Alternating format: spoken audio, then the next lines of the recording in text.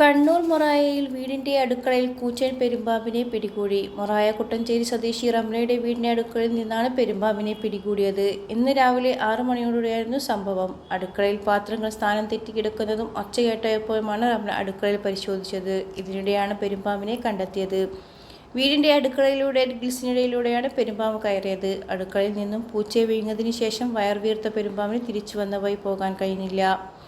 റംല വിവരം അറിയിച്ചതിനെ തുടർന്ന് ഫോറസ്റ്റ് റെസ്ക്യൂവർമാർ സ്ഥലത്തെത്തി പെരുമ്പാമ്പിനെ പിടികൂടി ആവാസ വ്യവസ്ഥയിലേക്ക് വിട്ടയച്ചു.